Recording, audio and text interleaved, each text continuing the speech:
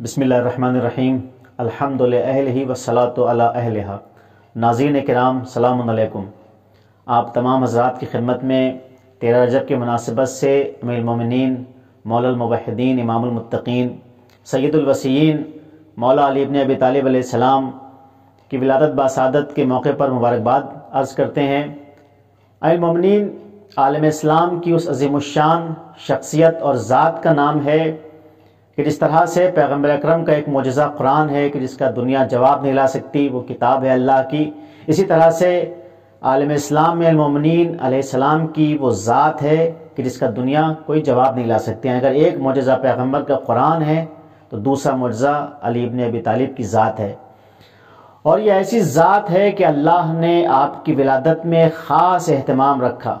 نہ آپ سے پہلے کسی کو یہ شرف حاصل ہوا، نہ آپ کے بعد کسی شخصیت کو یہ شرف حاصل ہوا۔ ہم دیکھتے ہیں کہ جب آپ کی والدہ گرامی جناب فاطمہ بنت اسد کو درد ذہ ہوا اور آپ نے بجائے اس کے کہ اپنے خاندان کی عورتوں کی طرف مراجعہ کریں، بجائے اس کے کہ اپنے محلے کی عورتوں کی جانب جائیں، آپ نے ایک بار کعبہ مقدسہ کا رخ کیا اور جانے کے بعد آپ نے اپنے شکم اقدس کو کعبے کی دیوار سے چسپاں کیا اور اللہ کی بارگاہ میں ہاتھ بلند کر کے دعا کیے، اے پروردگار میں تجھ پر ایمان لائی، تیرے رسولوں پر ایمان لائی، اور میں تصدیق کرتی ہوں تیرے کلام کی اور تصدیق کرتی ہوں اپنے جد جناب ابراہیم خلیل اللہ کے کلام کی، اور میں اللہ تجھے تیرے رسولوں کا واسطہ دیتی ہوں اور تجھے تیرے مقرب ملائکہ کا واسطہ دیتی ہوں اور اپنے شکم میں موجود اس جنین کا تجھے واسطہ دیتی ہوں کہ مجھ پر اس ولادت کو آسان کر دے۔ روایتیں بتاتی ہیں کہ ایک مرتبہ کعبے کا دیوار شگافتہ ہوئی، اور کعبے کی دیوار شگافتہ ہو کے ایک مرتبہ فاطمہ بنت اسد بغیر کسی ڈر کے کعبے کے اندر جاتی ہیں اور وہاں پہ المومنین کی ولادت ہوتی ہے۔ 3 دن تک جناب فاطمہ بنت اسد کعبے میں مہمان رہتی ہیں۔ 3 دن کے بعد اب جب جناب فاطمہ بنت اسد باہر آتی ہیں تو علی نے ابھی تک اپنی آنکھوں کو نہیں کھولا ہے۔ ایک مرتبہ جب پیغمبر اکرم صلی اللہ علیہ وسلم کی آغوش اقدس میں المومنین آتے ہیں اور امامت کو رسالت کی آغوش کی گرمی کا احساس ہوتا ہے، ایک مرتبہ امیر المومنین اپنی آنکھوں کو کھول دیتے ہیں اور جمال امامت، جمال رسالت کی آپ زیارت کرتے ہیں، اور کرنے کے بعد ایک مرتبہ پیغمبر کے ہاتھوں میں کبھی آپ زبور کی تلاوت کرتے ہیں، کبھی انجیل کی تلاوت کر رہے ہیں، اور کبھی آپ یا رسول اللہ کہہ کے پیغمبر کو سلام کر رہے ہیں۔ ابھی پیغمبر نے اعلان بعثت نہیں کیا ہے، لیکن جو بچہ آیا ہے یہ ایک ایسا بچہ ہے کہ جس کا پیغمبر انتظار کر رہے تھے، کیونکہ پیغمبر نے اپنی 40 سال کی عمر میں اعلان بعثت کیا ہے،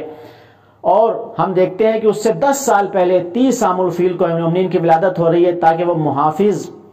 جس طرح سے پیغمبر آخری شریعت کو لانے والے ہیں تو اس آخری شریعت کا محافظ کا وہ سلسلہ جو 12 اماموں کی شکل میں آنے والا ہے، اس دین کی حفاظت کا اس کی پہلی کڑی، پہلا سلسلہ پیغمبر جس کا انتظار کر رہے تھے، اللہ نے اس کو اس شکل میں بھیجا ہے تاکہ اس کی عظمت کو دنیا سمجھ سکے۔ ہاں عزیزوں، دنیا نے علی کی عظمت کو ہمیشہ گھٹانا چاہا ہے۔ ہم دیکھتے ہیں کہ ایک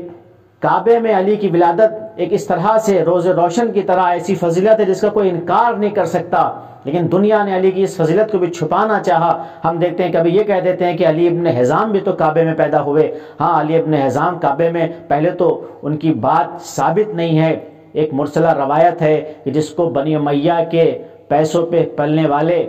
ان مجرم راویوں نے نقل کیا ہے، ان مجرم ہاتھوں قلم نے اس کو نقل کیا ہے جو علی کی دشمنی میں بہت آگے تھے، اور حاکم شام کی دولت سے وہ اسلام کے خلاف حدیثیں گڑھا کرتے تھے۔ اور دوسری بات، اگر مان بھی لیں کہ حکیم ابن حزام کی ماں نے حکیم ابن حزام کو وہاں پر جنا ہے، تو سب سے پہلی بات ہے، کیا حکیم ابن حزام کی ماں کے لیے کعبے کی دیوار شق ہوئی؟ کیا حکیم ابن حزام کی ماں 3 دن تک کعبے میں مہمان رہی؟ کیا حکیم ابن حزام کی ماں جب کعبے سے نکلی تو دوبارہ دیوار کعبہ شق ہوئی؟ نہیں، یہ معجزہ تو فقط علی کے لیے ہوا ہے کہ جب علی کی ماں کعبے کے پاس آئیں، اگر دروازہ کھلا ہوتا علی کی ماں دروازے کے اندر چلی جاتی تو لوگ کہہ دیتے ان کو درد ذہ ہوا اور انہوں نے ولادت وہاں پر ہو گئی، لیکن علی کی ماں اس طرح سے نہیں ہوتا ہے کہ کھلے ہوئے دروازے سے جائیں، بلکہ ایک نیا در بنتا ہے، اور ایسا در بنا عزیزوں کہ آج تک مستجار کے نام سے وہ جگہ اور وہ مقام اب تک باقی ہے۔ مستجار کہتے ہیں پناہ لینے کو، وہاں لوگ جا کے دعائیں مانگتے ہیں، کعبے کی وہ دیوار کا وہ نشان آج تک علی کی عظمت پر ایک علامت اور ایک نشان بن کر ابھر رہا ہے۔ دنیا مٹانا چاہتی ہے لیکن اس نشان کو مٹا نہیں پا رہی ہے۔ یہ علی کی عظمت کا اعلان ہے کہ جہاں پہ علی کی ماں علی کی ولادت کے لیے جس دروازے سے گئی تھی، جو دیوار کعبہ شق ہوئی تھی، وہ مقام آج تک وہ نشان باقی ہے۔ ہاں عزیزو، یہ علی کی تنہا فضیلت تھی کہ جو اللہ علی کو عطا کرنا چاہتا تھا، اپنے بیت میں، اپنے گھر میں علی کو یہ شرف عطا کرنا چاہتا تھا تاکہ علی کو بلائے اور علی کی ولادت یہاں ہو۔ جبکہ اللہ جب جناب مریم حضرت عیسیٰ کی ولادت ہونا چاہتی ہیں تو ان سے کیا حکم ہوتا ہے؟